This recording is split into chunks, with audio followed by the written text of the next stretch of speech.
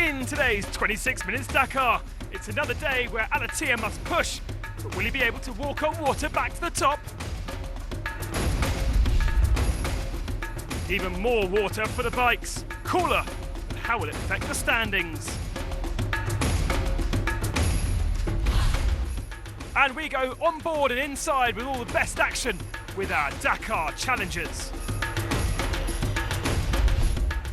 We know it's been hot in Argentina, but just how have the competitors coped? Dakar World tells us all. Well, in Dakar Legend, we go back 29 years to find out what Dakar feared most. All the news, all the action on this all-new 26 Minutes Dakar San Juan to Chilecito.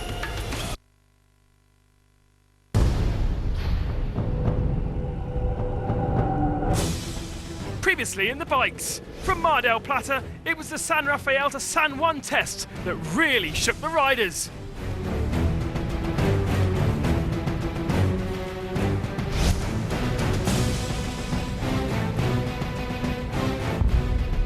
Many mistakes benefited the masters, like Cyril Desprez, who's become the new leader of the rally by over 10 minutes. Avec 11 Dakar derrière moi, With 11 Dakars behind me, it's not something that makes me on fire. To write a scenario on the Dakar is really impossible. Under pressure of Desprez, Marc Comer made a major navigational error, an uncharacteristic mistake. Another man to benefit, David Castor, jumped from 6th to 3rd. He hopes his Yamaha will benefit him. At Yamaha, our engine is fabulous, so watch out.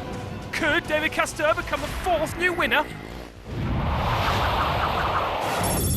Stage 4 is another day rattling round the outskirts of the Andes, with plenty of dried rivers to cross. A rocky ride on the menu for the bikers.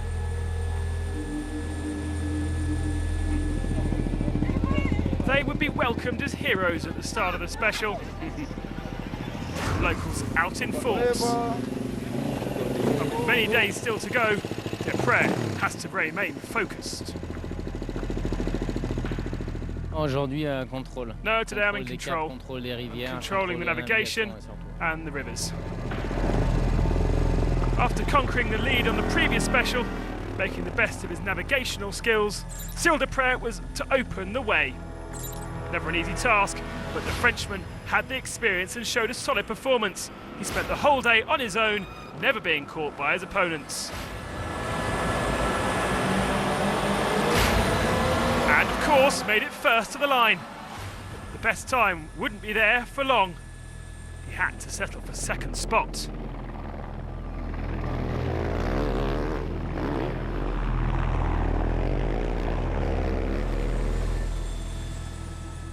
C'était hyper compliqué. It was very, very complicated. Opening the way, it was so tricky in the Rios with absolutely no lines to follow. So actually, I'm quite happy with myself, I think. Title holder Marc Comer needed to hit back after his upset yesterday. Taking off in 6th position, he rapidly caught up and overtook David Castor.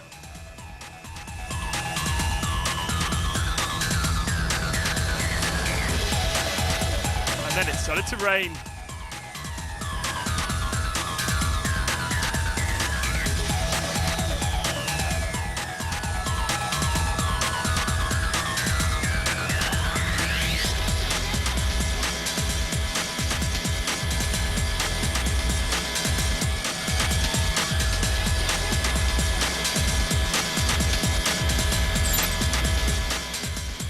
Third overall when the race took off, David Castor had been rather impressive on his Yamaha, but he was to struggle with navigation, the Frenchman eventually losing precious time. 15 minutes he lost, his 3rd spot overall. Indeed, he drops to 5th in the overall standings. Meanwhile, Marc Comer continued his good run, overtaking 3 men on his way to Chilecito. Impressive over the Rios in the final part. It started really well, and then it became very technical, with all the Rios and lots of water. 4th of the day, the Portuguese Yamaha rider Helder Rodrigues moves up to 3rd spot in the overall podium. That very same place he had conquered last year on the final day in Buenos Aires.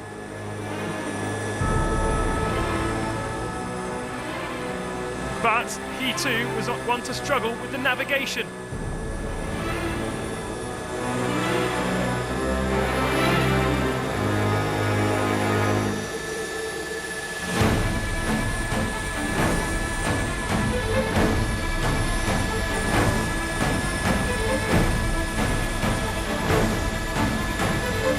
And there wasn't much he could do against the Flying Dutchman following.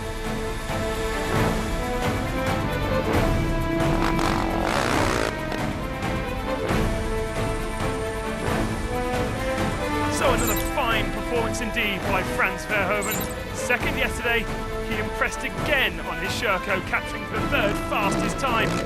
Really made the difference in this final 100 kilometres after suffering slight electrical issues in the first part of the day.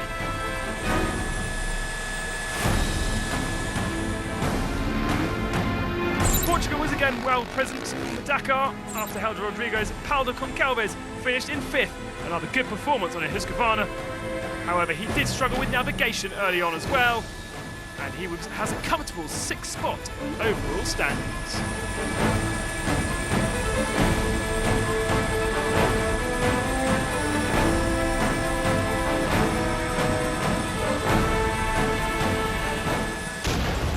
So to the stage results, Ancona beats Deprez by 2 minutes and 2 seconds.